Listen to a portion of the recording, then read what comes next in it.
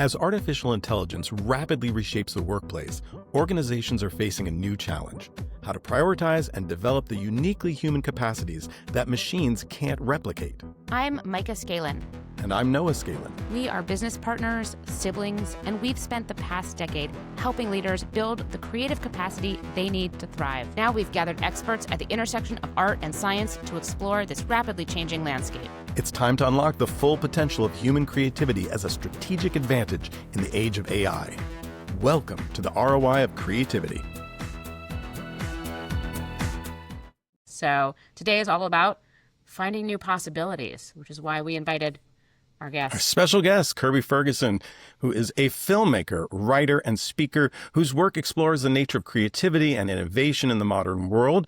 He is best known for his video series, Everything is a Remix, which reveals how culture is created through copying, transforming, and combining ideas. Kirby's clients include Google, the New York Times, Bloomberg, and Participant Media, and he's been a featured speaker at TED, South by Southwest, the Festival of Dangerous Ideas, and major companies and universities worldwide. Kirby's latest video essay, Infinite Remix, is an insightful and nuanced look at creativity in the age of AI.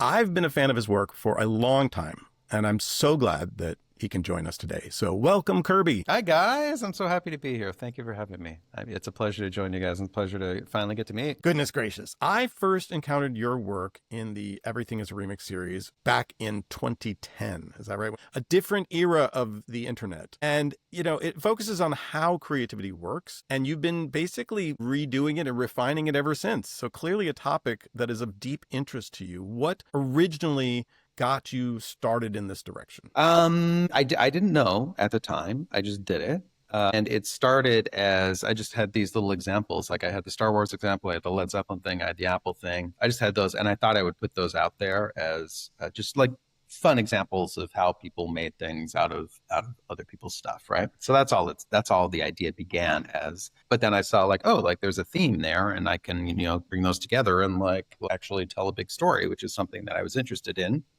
So that's what it ended up becoming. But as for what was going on beneath the surface, and it took a while to figure this out, but I think basically I was trying to answer these questions for myself. And it was something I struggled with originality from a teenager on. I wanted to be creative. I aspired to be a creative person, but I felt gosh, what can I do? I can't do anything like what these geniuses that I love are doing, right? So I was intimidated by it and idolized creative people. So that was the itch that was there, that had been there for, a couple decades or whatever. So I was basically making it for my teenage self, I would say. And then it ended up resonating with those kids a lot, which surprised me because I didn't think of it at the time as I'm making it for younger people, but younger people really liked it. Yeah. I think for creative work in general, if you're interested in the question yourself, that's a great thing that can give you momentum and energy. Go on journeys that you want to go on. I find a lot of people, they've got it backwards. They're looking for prestige or views. And a lot of people just want views right now. They want the audience, but they're not really thinking about the interior thing that's going to drive you and keep you doing it when, nobody's probably going to care at first. Whatever you're doing, they're probably not going to care at first. So you got to keep going and keep doing it. Something's got to keep you moving because it's not going to be views or money or whatever, right? You got to just be interested and want to do it. Yeah. I love that you were thinking about it in terms of answering a question you had for yourself. The core concept, right? Everything is a remix, which you spell out so beautifully in the updated version as well as the original version. If that is in fact the case, then what makes something original and unique enough to stand out? I mean, it's very subjective, right? And for instance, we can all have experiences where something seems really fresh and novel and original, and it's really not. You just don't know where it came from. You have been exposed to that lineage of ideas. So it's very subjective, but I think there are some things that I think are undeniably innovative and unprecedented. And I think they're just a jump. They're a jump from what was happening before. And you can't kind of connect it back. You can't see the steps, the ladder rungs that led to the new creation. So I think when something is original, basically it is a leap forward. It's someone who didn't go through the evolutionary steps that a lot of the rest of us might have gone through. So that's the major clear cut that is definitely original, and we can always agree on that. But I think other times people just develop in little subcultures and then they explode, and people don't know what was going on in that little subculture. That's very common as well. And that's where it gets more subjective about was it original or not. But I think basically something that is original is it's mostly not original, but it has some new transformed combined pieces in it that make it feel really different. But I think the reality of everything is that they're mostly derivative, but then we're tuned to look for differences, right? Like that's why I can tell all your faces apart and everything, right? Like people actually look a lot alike, but we're like amazingly good at telling people apart because we're so tuned for differences in that particular way. And we're tuned for differences like in media as well. Like a lot of freaking hospital dramas, they all look the same or whatever, but we can tell them all apart because we're attuned to what is different about them and we appreciate what is different about them. So we're all looking for difference and novelty, and that's very important to us. So we magnify that part of new creations. You talk about the many examples you share in your work that sometimes it seems original if you're not part of the community that's been developing the concepts. And you call out that a couple times, right? That it's like so shocking because you're only seeing this certain output and you haven't seen, right, the steps or the community underneath that's been kind of slowly getting to that point where that person could make that connection, right? So it feels very disparate connections to people who haven't been exposed. It's what breaks through. But to people who have been sort of in that, world, they're sort of familiar. So I thought that's it was such an interesting and like very satisfying response to me as someone who's like, if you're involved in art creative communities, like you're a part of that development, and it's not totally. And sometimes you're like, boy, everyone's so excited about this. It's not new, but they don't know. It's something that breaks through because it's the thing that connects to something in a wider cultural way that people haven't, been exposed to. So I love that. Yeah. And I think like there's a lot of people who do really innovative creative work and they don't really get why it's innovative or creative. Like they can't really feel it, because they're inside, they're doing it. Like all these choices make sense to them. But to the rest of us, we're like, wow, this is so incredibly novel. But like they're in there making choices that seem to make sense. They're not making huge leaps when they're doing the work. They're just going step by step and going where they're going. And it seems to all make good sense to them.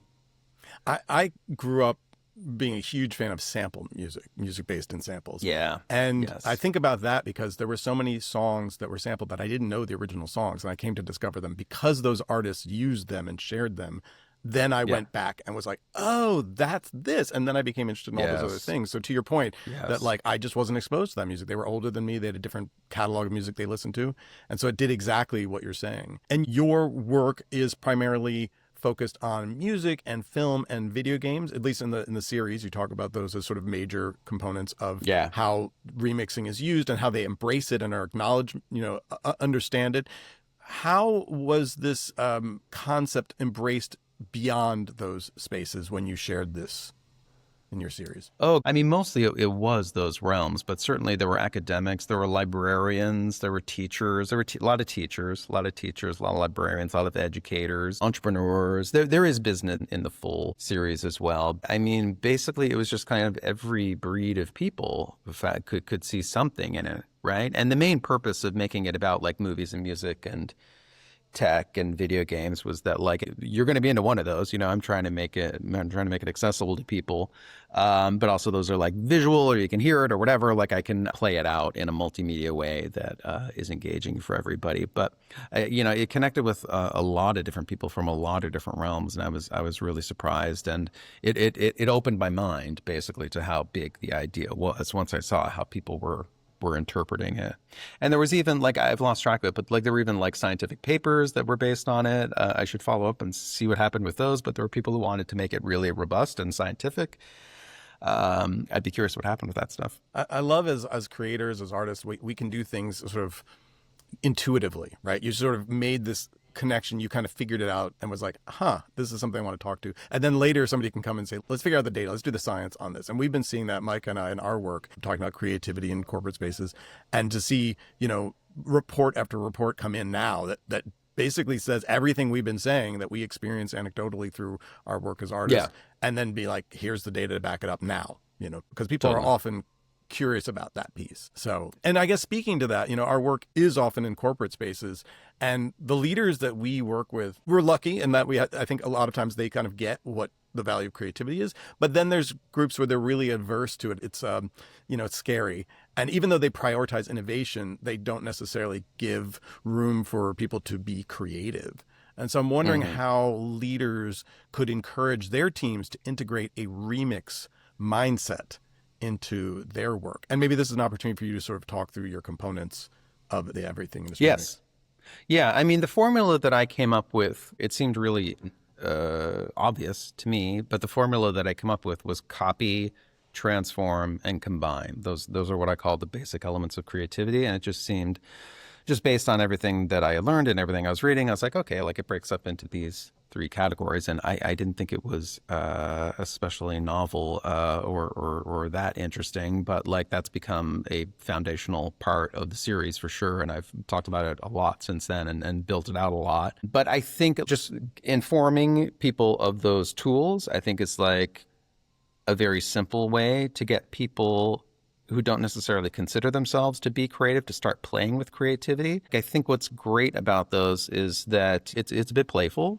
There isn't a lot of pressure, and you can just start in whatever realm you are already in, right? So if you are in, I don't know, human resources or something where like I don't necessarily know the details of what you're doing day to day, but there's probably things that you can do in there that aren't about making music or making movies or whatever, but like you've got problems that you need to solve, and like somebody else is doing this other thing, I'm copying that, but that doesn't like completely, that doesn't do everything that I need it to do, so I'm going to twist it and turn it and make it do whatever, and then I'm going to take something else from over here and bridge that together, and then, I've solved my problem. So I think like creative problem solving is a great way to frame it in the business realm. It's not about making art necessarily. It can just be about problem solving, and problem solving requires creativity. So I think that's a good realm to start in with people who have more sort of down to earth challenges that they need to address. Do you ever encounter people worried about the fact that then, because what you're proposing, number one, is copying, that they're going to get in trouble for that? Sure. Yeah, absolutely. How do you respond to that? Yeah, I mean, you have to, when you're not doing media, you don't have to worry about it. So if you're not doing something that's going to be a video, or it's going to be music, or it's going to be a photo or whatever, then you're off the hook. You don't have to worry about it. Like when I was talking about there, the HR example, like you're copying, that's when it's copying, I'm going to take this template that somebody else made or whatever. And you can potentially mix those together in a way that isn't going to ruffle anybody's feathers legally. But otherwise, you got to deal with copyright. So you got to be careful about that. So you have to make things your own. Whenever possible. Like if somebody wrote an article and you want to build on it somehow, like you've got to synthesize it and turn it into your own words and like put your own ideas into it, stuff like that. If it's media, you have to comment on it or criticize it. You have to know a little bit about, if you're getting into using video in your work, you have to know a little bit about fair use, which is an American system where you can build on other people's work legally. But basically, you want to be putting your own twist, putting your own spin on whatever it is that you're taking, or cite it, saying this person said this, or I'm going to show what this other person did, and then you comment on it and you build on it that way, or you recreate it.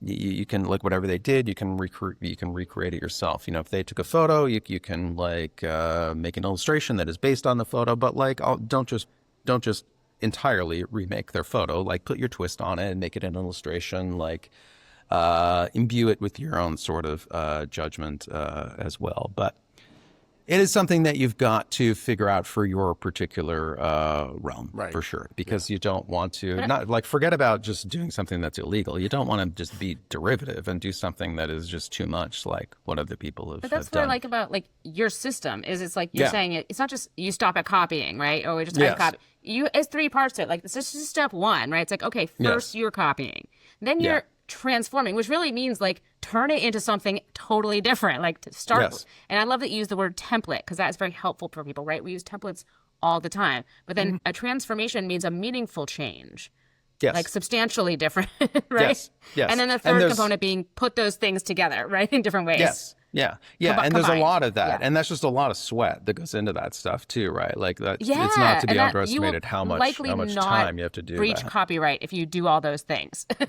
If you do them to some extent. If you're actually making a good faith effort to put some effort in, then I think you will make something that is different. For folks who are scared, right? I think the idea, and you said it too, which is like you start small, it's little things, it's Yeah. incrementals, it's tiny, it's like you build on something that exists, you do, and then eventually it adds up to something new. But it's like, you don't have to put that weight on yourself to be like, the next thing we're going to do is going to be completely different than anything's ever existed before. And then the point is that doesn't exist, so don't even worry about that. Well, yeah, and like make it like, especially when you're starting out, like just make it for fun, like and put it out there for free. Don't try to monetize it. And then you can kind of do whatever you want. Like, it doesn't matter if you're being really derivative. It doesn't matter if you use too much of somebody's music or somebody's movie or whatever, because you're playing and you're putting it out there and you're not making money off of it. You do want to still cite people, like let them know, like, okay, this is whoever's song and I'm taking it and I'm doing whatever with it. But just to keep things in that playful space where you're not trying to like own it or monetize it or whatever. And you share some great examples of how people did that and then suddenly became a giant property. Totally. Things that Yes, were yeah. fan fiction that became its own thing. Yeah, exactly. That's how my project started, basically. Like, I just made it. That's how Everything Is Remix started. I made it for fun. I made it because it was a question that I wanted to answer for myself. And I had no idea that like you could do talks. Like, I didn't know that you could go to conferences and give talks and make money from that and do video commissions and all these things. Like, I had no clue that there was opportunity there. I don't think people should get ahead of themselves with thinking that will necessarily happen, but it's a more fun and playful and sincere way of starting to work, right? Like I just want to do this. Like, I'm going to start with that. I just want to do it, and I'm going to do it. And then oftentimes, like, exciting projects will develop out of that. That's often, if you look at the history of a lot of exciting projects that sort of came from outside of the system, that's where they came from. They didn't come because somebody had some plan that I'm going to conquer the universe with whatever this thing is. It's just, I'm doing this because it's fun and I want to do it. And then it grew into something that, became a career for them. That's a tough mindset for people to maintain, I think, in the business world. Yes, well, I think that's different. I think I'm not speaking to them with that particular message. Of course, I think I'm talking about a personal creative habit. No, I think that's different. I think that's a different sort of approach. Although I do think you can make free things where you're not trying to own it entirely, right? You're just putting something out there that is for your community and comes from an altruistic place. Like, there's still a place for that. And that can like build community and build excitement and build interest without you trying to make an asset that you own and can copyright and can monetize into infinity or whatever. So it can still do good things for your business, I think, even if you don't own it. Or even like, again, kind of bringing up again, like within a certain group of people, there's certain norms that you can establish around these remix behaviors, which I think could be really interesting within an organizational context, right? Like, hey, we have permission to do certain kinds of things, or we have practices around certain kinds of, remix approaches. And I love that possibility there. I think it could really open up a lot of doors within the constraint of an organization, right? Like, you don't necessarily have to bring it outside of there. And there could be a lot of value internally to some of those practices. Totally. But like externally, you can as well, because you can share, your marketing materials or whatever externally with the world. Something that companies learned that I've seen happen in the last 20 years since I started the series is that initially, when there were memes and derivative forms from stuff, companies were losing their freaking minds back in the day about that. Like that was part of the energy that made Everything Is Remix successful, was because these corporations were losing their minds and they were suing people left and right. And not left. I mean, there was enough of it that it was scaring people. And what has happened since then is that they've realized, oh, that's good business. It's good business. If you take my movie and there's a zillion memes and clips and stuff out there, that I actually win. Like, that's good for me. People know about my movie. They're talking about it, like it's circulating. So that's another way to look at it. You can look at it as community building, like when you're putting your assets out into the world and letting people have fun with them and build on them. And they can give you ideas that you wouldn't have discovered yourself. Yeah, the smart business embraces it rather than fights it. Yeah. I love this, again, aspect of your work, Kirby. I think of you as, not to reference someone else, but when I watched quite a quantity of your work together, it reminded me of another filmmaker that I love, but I think you're the optimistic version of, is this cool to say, like an Adam Curtis, but not dark. Yes, I get that. So many different things coming together, but you tend to give us like a really nice optimistic bent to it, and I really appreciate that. It's so, because it can be so overwhelming to see you pull all these threads together, and it's like, oh yeah, oh my gosh, all these things, he's so right. And then instead of leaving us, you have a nice way of turning it back around and recognizing that we have a lot of autonomy. And like just now, you naturally made a point that like we've actually learned some knowledge was created in this process. And I think that's what comes through to me in a lot of your work, that it's about how do we create knowledge? And that knowledge was created. We now understand, companies now understand that like being a little more playful, putting your assets out there and having people remix them is actually good. That's a sign that they like you or they're interested, right? Or now they don't even care if you like you or not, if they're engaged in the conversation these days. Being able to continually look back and see that change, and you have an optimistic take on that, and I love that. So since Thanks. 2023, you did a reboot of your remix. And then you also created the Infinite Remix video essay more recently around where you're really looking at generative AI. Yeah. And that's moving so quickly. My question is like, how has your thinking changed over this time since the advent of this wild like increase of consumer access to these AI platforms and tools, and the overwhelming like language around it? Like, you know, it's using words like creativity, using words like partner with it, or is it a tool? Is it a partner? Is it going to take our creative jobs? Is it enhancing us? Like, has your thinking changed on the remix since this? Yeah. It's changed a lot for sure. I think the thing that I've learned, my big take on AI is that I don't think creatively it's as big a deal as the stories that we've been getting told. Because we have this whole, like, people are really into the idea of artificial general intelligence, which is like a human level intelligence. And then people people think for some reason that once you get that, then we're going to get super intelligence after that, which is this like genius, like beyond human comprehension sort of intelligence. I'm just skeptical of those things. And I feel like things will slow down with large language models. I think we're already seeing it slow down. Like ChatGPT 5 is not clearly better, and it's arguably worse than ChatGPT 4 was.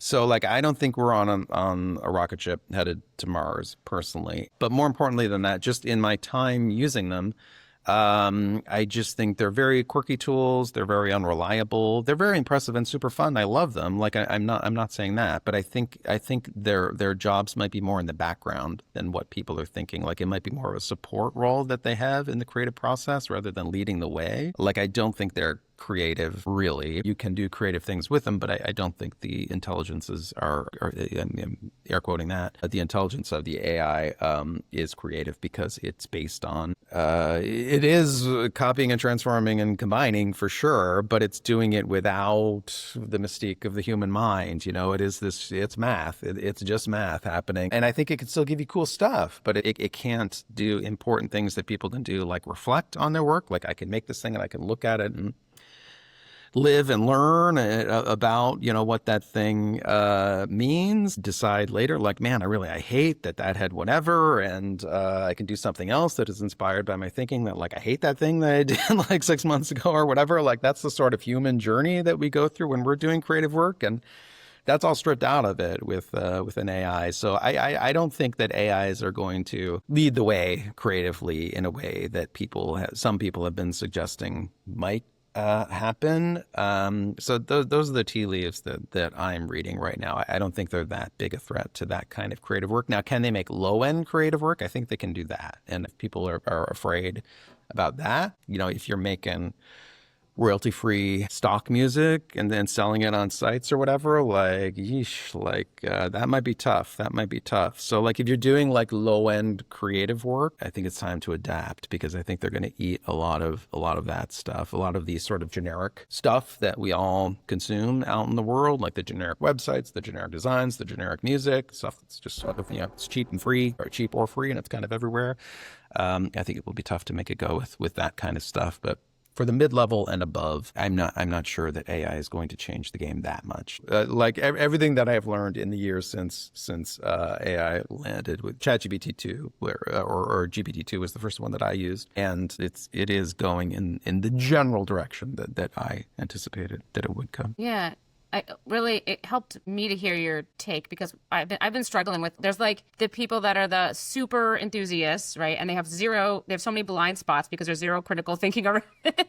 And then there's the super critical thinking, which is just really, really nightmarish and terrifying, where you're like, yes, well, you know, it's already here. So we have to have some kind of like a middle ground. So I like that your positioning there. middle. And it made I'm me in the think, middle where it's an everybody AI, hates you. but if you think of it as kind of a remix machine, it's not going to do anything outside of what's already been absorbed into it. So Yes. that's interesting.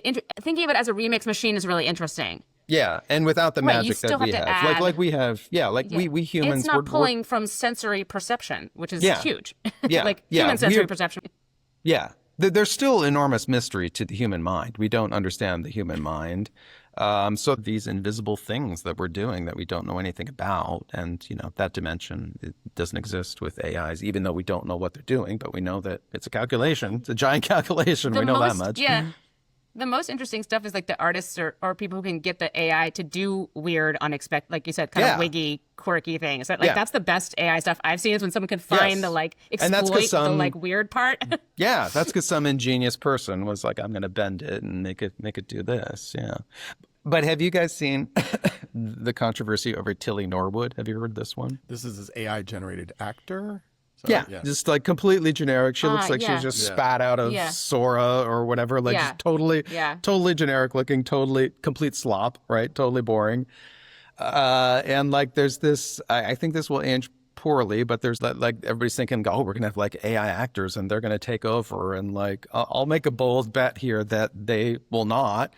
Like that's a realm where people are into people, and that we're going to be watching and engaging with what she is, this very robotic, plasticky seeming thing. Like, not that they won't be out there, like they're going to be out there. They are going to be a new thing, but that like actors are going to be out of work because we're going to be watching AIs talk to us in this weird, stilted way. Like, give me a break. Well, I feel like it's also that phase of the like it's so exciting and new, and it's a little bit of the thrill of just like that's possible. It's still we're still in that phase of like fun, neato. Yeah. Well, I was always telling people, like, it looks good until you give it a little time and then it looks terrible. Like, I think because that's the thing. Yeah, people are like a lot more sophisticated than people get sophisticated fast, right? Like people are pretty savvy now about like knowing when something is written by ChatGPT. They can sort of smell it, right? And you won't be able to be putting people out into the world that are AI generated, unless the thing is like, okay, like this is an AI avatar and that's what I'm doing. You can do that, but you're not going to be able to pretend that this is a real person. Like that's something that will go over poorly. That's a good point too. Like, what is the intent of utilizing this? Is it to pull the wool over someone's eyes? And I think, as you said already, I love that the whiff of AI. That was a great video as well. That conversation you had. Yes. That like first you're like, whoa, we all saw it. Those videos came out and everyone was like, whoa, and everyone's sharing them and you're like, oh no, like my parents don't realize that this isn't real or whatever. And then, a week later, all the comments on everything are like AI, whatever. I know. To the point where it's getting to the point where doesn't make it not fun. Yeah. Yeah, it doesn't, right. People are also sometimes thinking things are AI when they're not. Yeah. There is that as well. Yeah. Well, and I feel bad because my daughter, she looks at media now and says, is that AI? So like, she has to be trained and is learned already to question, which is good. You should question everything you see online. I think here's my sunny side up nature again. Like, I feel like that might be good because media before AI, media was so untrustworthy because of the way that things can be edited or manipulated. Forget about AI. Like the way that you could just clip, you could clip something from this conversation and make it look like we're saying something that we're not, right? And then you string a few together and you put your spin on it and make it seem like something's happening that's not. So like media was already highly unreliable. And I think, and just there were simple things going on. Like people would say, this photo is it's from this time and place. And it's not. They made it up. Like they're showing you something like in political context, people show you, they'll try to make you think that something's going on and they're actually just using a photo that's from the past or whatever, from a different country or whatever. So I feel like it's something that could sort of push people towards like reputation again, rather than just like random crap that's showing up in your timeline, which I feel like people are so weirdly credulous about like, just here's somebody has a Twitter account and they're saying something. So like, maybe. But as a media literacy thing, in a way, like sort of the pushing something so far that then people start questioning more, right? It's like, I'm showing you something that like, there's kind of a purpose in some ways to creating something that looks real, that is very obviously not. And it does make people question more. If we're in an era where we need more media literacy, and it's occurring to me from your perspective, like the access to these and to playing around with these, maybe that is opening a little bit more of that recognition that these things need to be questioned. I hope so. Very interesting. I hope so. And to our That's point, the like positive spin on it. doubling down Yeah. on humanity, right? I mean, I think what we're saying is like human stuff. Like let's focus on that and like let's Yes. raise that up. Let the robots do their the robots can do their robot thing. They can do their algorithmic thing, and we'll do we'll do what we're good at. Yeah. I mean, I feel like something that I say with like my AI instruction stuff, the stuff that I teach is like the phrase I use is like AI is for grunt work, right? Like it's for grunt work. It's not for the really interesting stuff or the really challenging stuff. It's for the grunt work. It's for the stuff you don't really want to do. And I think that's the way that people should look at it. And that's like a way that it could be helpful to us. It can do that tedious stuff that you don't really want to do. And you can focus on sort of the higher value stuff that requires human imagination. I love you do this throughout the videos. You're doing it here too. I love how you just sort of simplify things, and there's no hype about it. It's no, urgency, freak out everybody. It's just like here's practical reality. And I think the reason we're all concerned about this is it's been flopped, right? Which is that it's the case studies they're showing right now are all the exciting things because that is more fun to show off. But it's not the stuff we actually want it to do realistically. Nobody wants to be like, hey, let this write a novel while I do editing.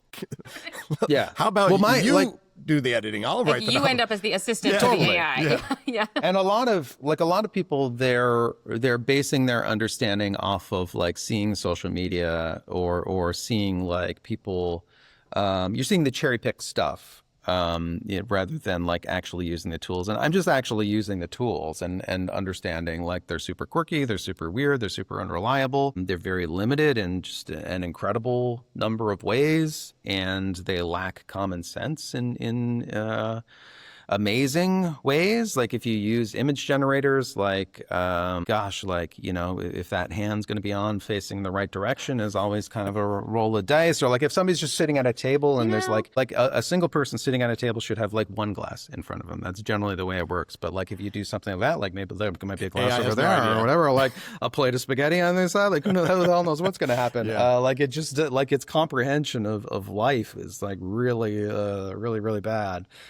So when you use them like day in, day out, you get a much more, they don't seem nearly so scary. Nearly threatening, Just like, it's not like magic. You don't press it and then you get exactly what you want. You get something, but it may not be useful. And then, you spend a lot of time adjusting it.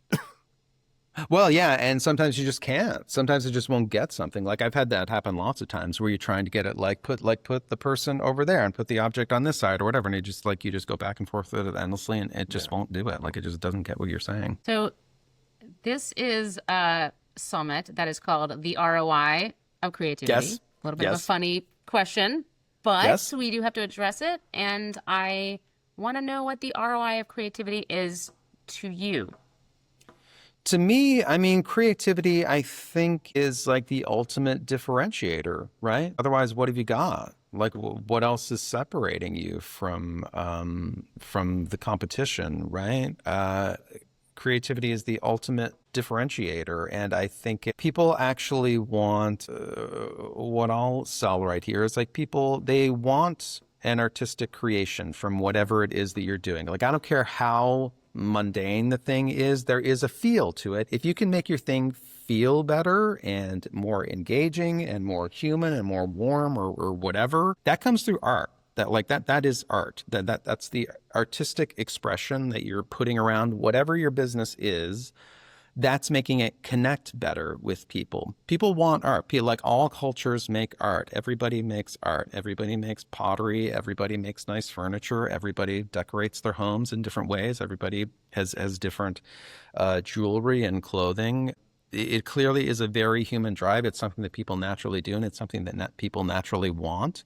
And that sort of artistic and creative, whatever you would call it, like shell, casing, whatever it is. Like I know you have this core business thing that is just it just has tasks. Some of them just, there's problems that you're trying to solve and products that you're trying to deliver. But then there is this exterior to it that is about connecting with people in a human way in the way that we have always connected with people. And I think art is something that gives that feeling of humanity to like objects and like images on a screen and stuff like that. Like you can feel a human behind it.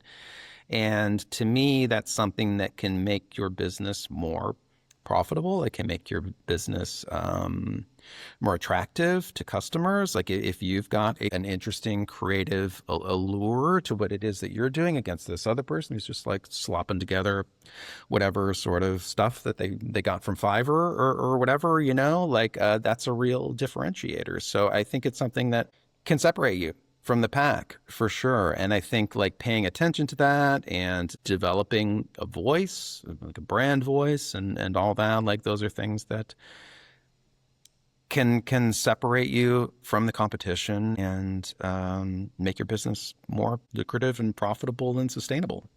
I love that you talk about humans at both ends of the equation. What I like is that you sort of said, here's a business.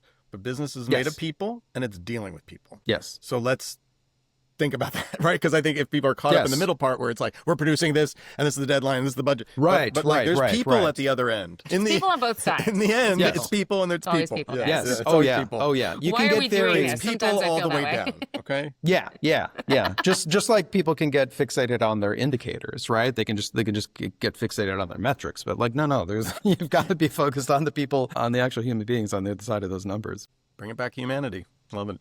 Yeah. Well, it kind of reminds me of some of the clients we work with. In particular, we've worked with a lot of like financial services, financial industries, and they're very, very limited. It's so regulated. You can only offer what they can offer. So it actually becomes about exactly what you're talking about. That's sort of what made me think about that when I was thinking about businesses. Is a business that is so regulated. Like actually, creativity is very important for that industry, which is so weird. You wouldn't expect it, but we end up working with a lot of people in that industry because they're realizing like, oh shoot, there's nothing about our services that can actually be that different legally than each other. So how do we differentiate? Yeah. So, why are you choosing your bank? Like not because you analyze their services and are like, I like that one, Like the like blue one, the red one, or the green one. Yeah, exactly. And whatever ad or whatever, like something drew you in there. Yeah, and that's art. It's art that did that. So thank you so much, Kirby. We're at the My end of pleasure. our hour together, and I know we could like talk for a lot longer, but I really appreciate you making the time in your busy day. And thanks everyone for joining us. Where do you particularly like people to find you? What's the best way for them to? My website. Get to If you just know you Google, if you Google Everything is Remix, you'll get my site as the top result, and that's a good Kirby place to has go. a class you can take and workshops, Classes, and yes, all sorts of videos stuff. online, Yes, my mailing much list is cool a good stuff. place to. Yeah, mailing list is a good place to. Yeah. To go. Thank you. And thank you for that generosity. Everyone who does creative work seems to have that inherent generosity. So I appreciate that always. So we have like one last question, since our creative sprint is our process that we share with people.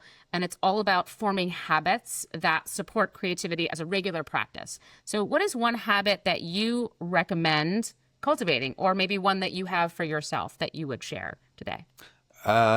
Notes. My habit is notes. Like, I think you have to take notes, do it in whatever way you want. And the important thing is just to start. So it can be a paper notebook. It can be the notes application on your phone. It can be your voice memos, like whatever. It doesn't matter where you do it, but just start taking notes, because when you start taking notes, you can start seeing themes and interesting connections, and you can start remixing the stuff that you are just capturing incidentally as it comes up.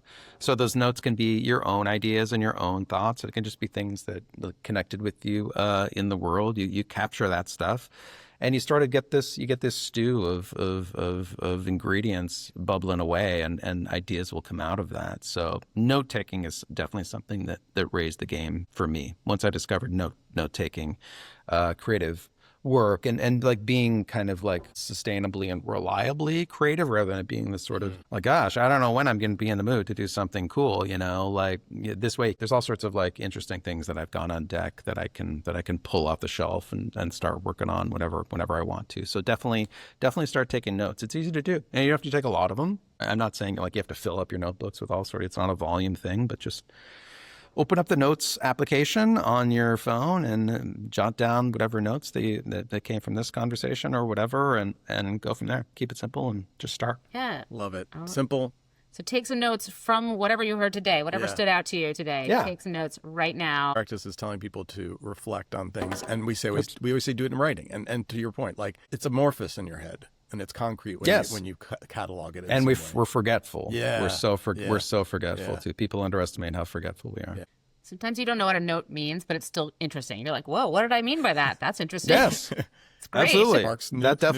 definitely will happen. Yeah. That's a good tip. Is like give your note a little bit of give it a little bit of detail. Don't make it just 3 words or whatever, because that could like be a weird thing poems too. sometimes. Yeah, totally. Cool too. And again, thank you so much, Kirby. We really enjoyed talking to you. And thank you. Very interesting. So people enjoyed it. Thanks, everybody. Thank you for joining. Thanks for listening. This conversation was recorded live at the 2025 ROI of Creativity Summit.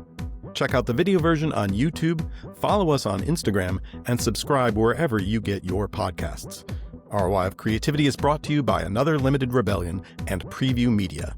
Executive producer, Nikki Frankel, producer, Gina Bouchard, social director, Stevan Vlaschke, and our editors are Jasmine Jackson and Gina Bouchard. And until next time, remember, creativity is a practice.